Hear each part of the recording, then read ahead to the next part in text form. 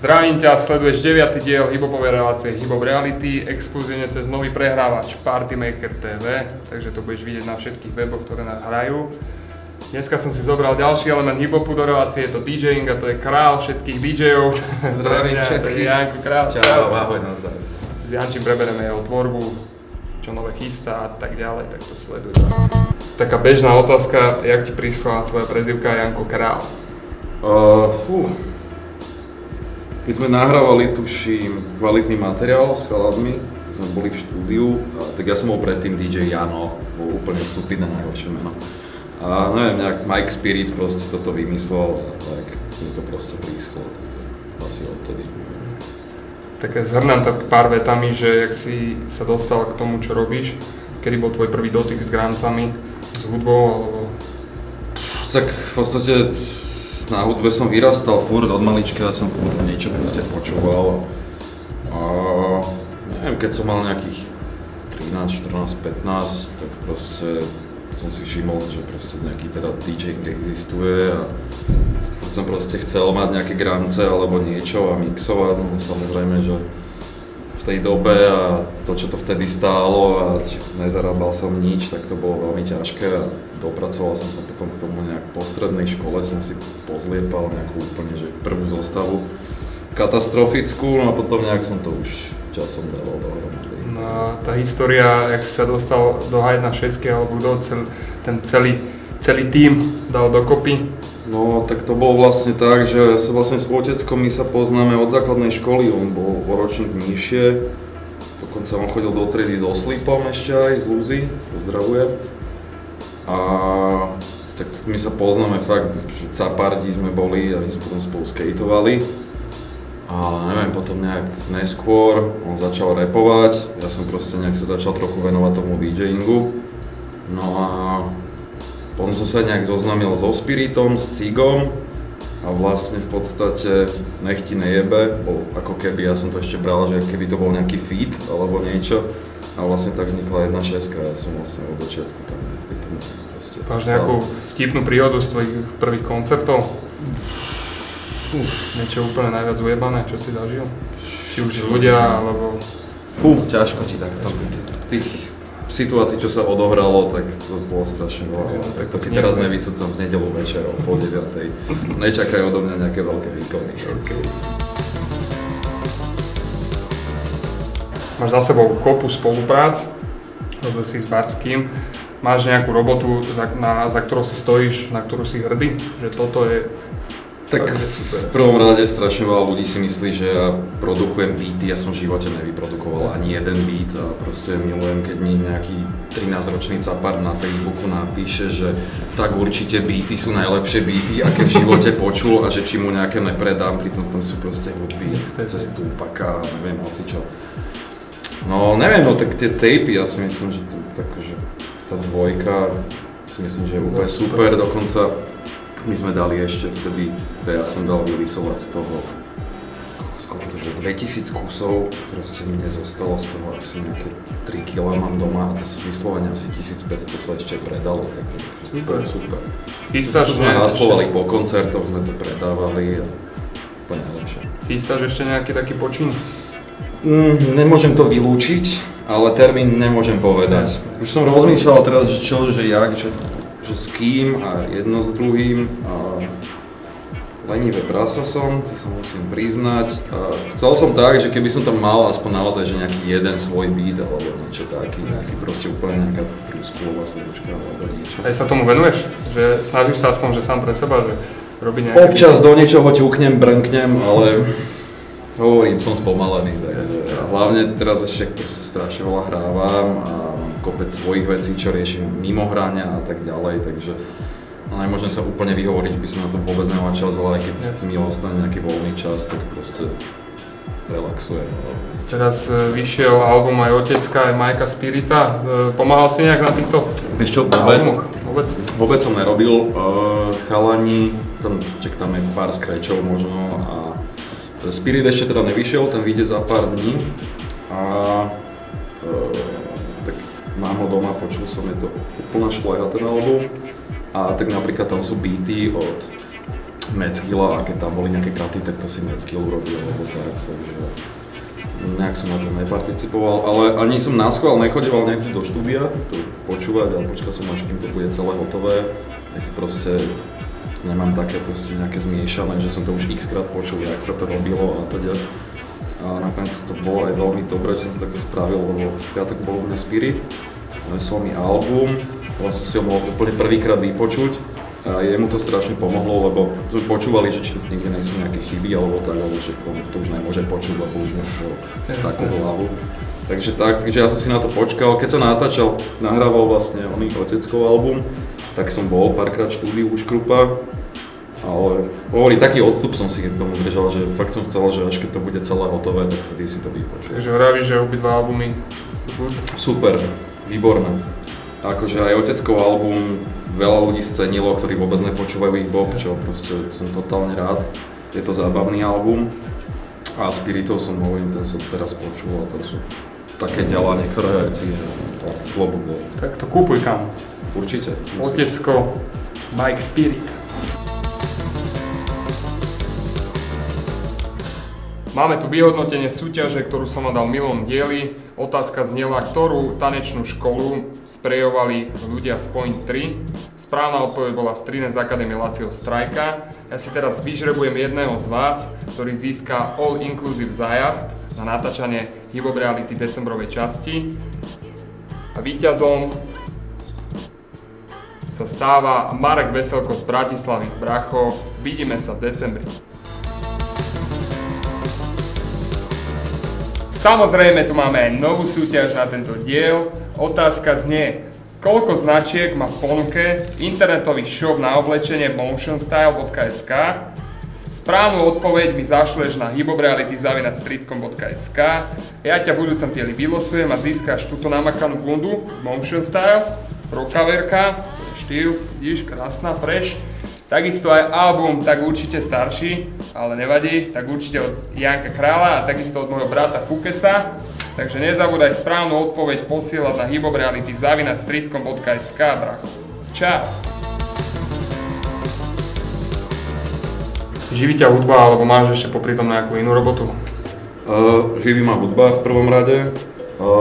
Mám ešte jednu takú svoju malú firmu, sa venujem takej mojej kokotinke, také moje hobby, slúchadlá a 99% príjmu je v podstate. Povedz nám niečo o tých slúchadlách, alebo predávaš to niečo? Áno, tak mám takú distribúčku, firmu, z prvej firmy reklamy, Ariel 7 a sú tu také pekné puberťacké, pestré, drbnuté slúchadlá a sledujeme to e-shop, takže to je asi tak všetko, čo ja robím. No, tak sleduj slúchadka od Janka Kráľa. Exkluzívne. Taká typická otázka, ktorú dávam každému hostovi, čo si ty myslíš o súčasnej hip-hopovej scéne na Slovensku? Dobrá otázka. Myslíš, že to skápalo, alebo ide to iným smerom, alebo... Také akože tieto reči typu, že hip-hop išiel dole a že už to není to, čo to bývalo, tak proste to je úplná kokotina. Ako samozrejme, že keď si to zoberiem, keď sme my koncertovali, ja neviem kedy to bolo, 2007-2008 to bolo fakt, že všetky festivaly chceli hip-hop a robil sa x všelijakých proste akcií, bolo to narvaté.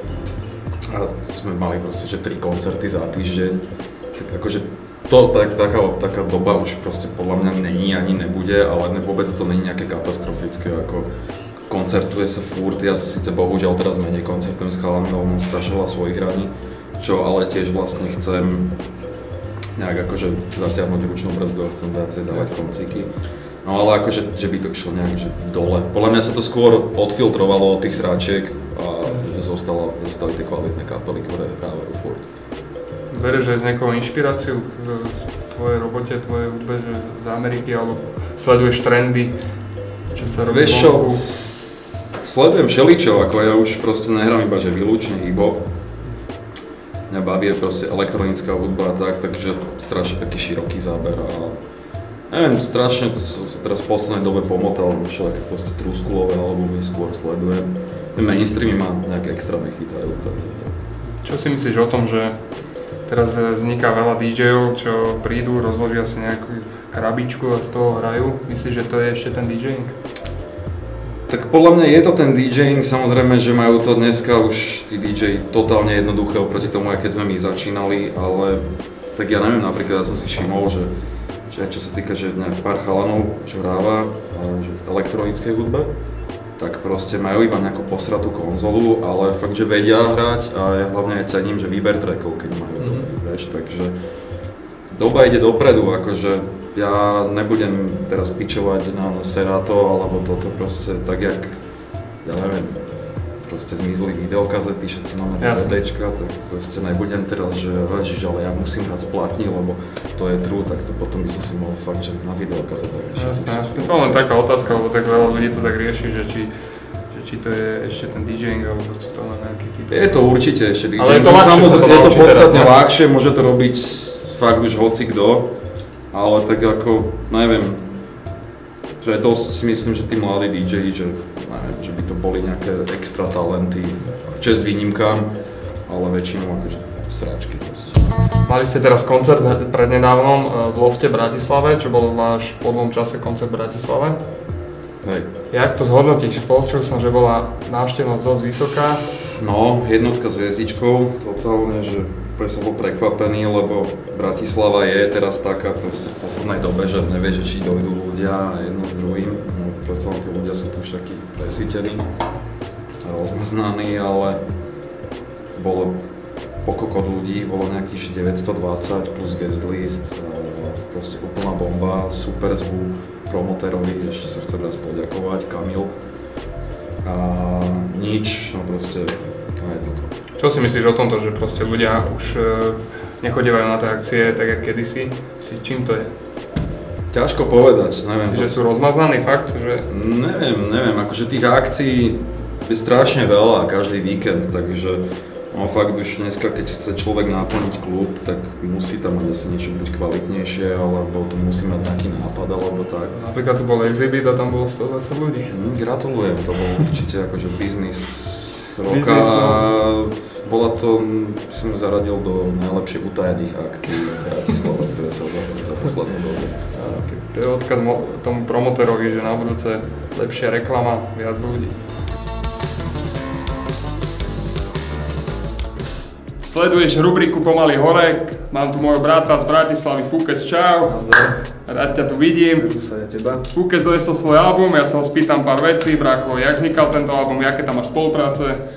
Spolupráce sú, vlastne som vybral z vlastného výberu, ktorí mi volá kedysi niečo dali, alebo mi ešte aj dávajú akože svojou lyrikou a vyjadrením, tak som si zvolil vlastne Šipa, Bakulu ako Motiv RPD ako skupina, Mike Spirit, je tam jedna vec, ktorá obsahuje 10 členov, to je vlastne úplný konec, Nezmysel, Frici, Omyl, Agresor, ja, Bakula. Téma je kritika, som si proti kritikom a všetko o kritike. Tak. Album sa nahrával v štúdiu RPD, u nás v Dubravke a pracuje sa na ňom od septembra minulého roku. Už sa dopracoval, lebo už je hotové. Konečne. Kde si ho môžu ľudia stiahnuť alebo zakúpiť? Zakúpiť cez mňa, že mi niekto napíše na nete a v Gangsta grupe. V obchode. Za ujebaných 5 €, hej? Za ujebaných 5 €. OK. Urobil si aj nejaký videoklip, alebo točil si nejaký klip v nejakej skladbe, alebo nejakému novému singlu? Klip sa dotočil, už je v finálnej verzii, v finálnej fáze. Na tému Nepredstieram. A natáčalo sa to v krematóriu, v ateliéri. V krematóriu preto, aby to bolo viac ujebané a aby sa spálili všetky tie ksichty jebané, ktoré sa pretvárujú. Sa nepretvárujú a práve tento klip sleduješ exkluzívne prvýkrát len v Hip Hop Reality.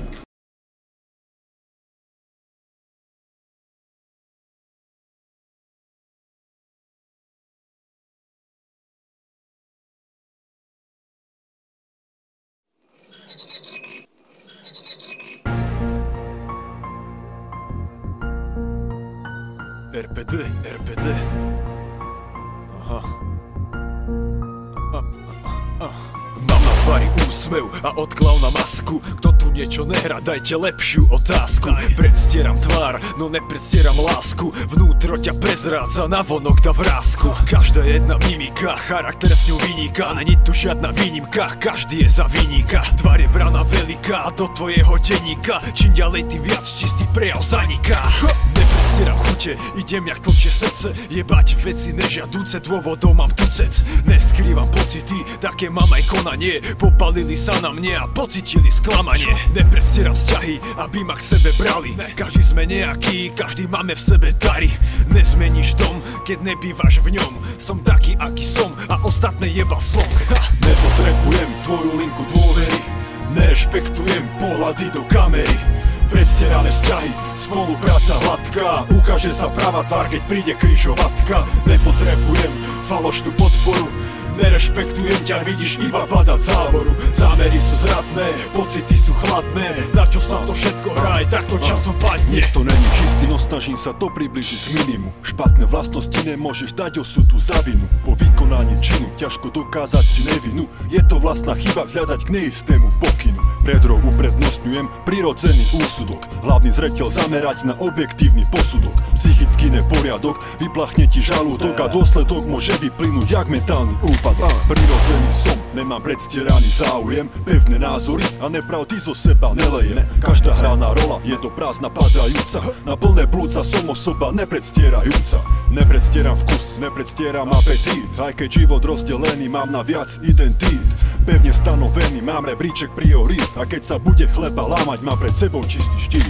Nepotrebujem tvoju linku dôvery. Nerešpektujem pohľady do kamery.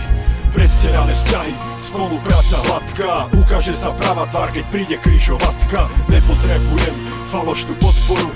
Nerešpektujem ťa, vidíš iba badať závoru. Zámery sú zradné, pocity sú chladné. Na čo sa to všetko hrá, aj takto časom padne.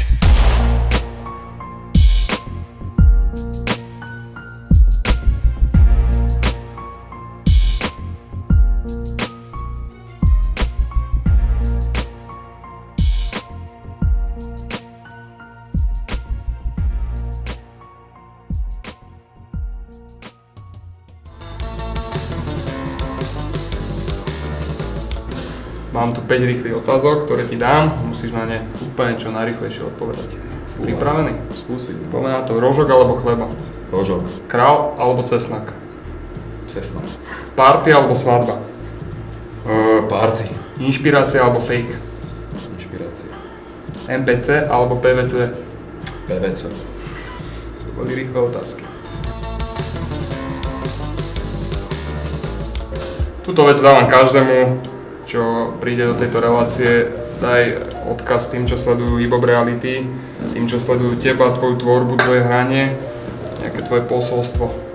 Fúha, neviem čo odkázať. Chodívajte na akcie, na kvalitné akcie, buďte dobrí, nebíte sa, poslúchajte. Práve si dokúkal rozhovor s Jankom Králom, ja mu ďakujem, že prijal pozvanie do mojej relácie, Brako. Díky moc. Díky Držte moc. sa, pozdravujem. Zdravíme všetkých, čo sledujú Hip Hop Reality. Vieš? Čau. Čau. Vieš.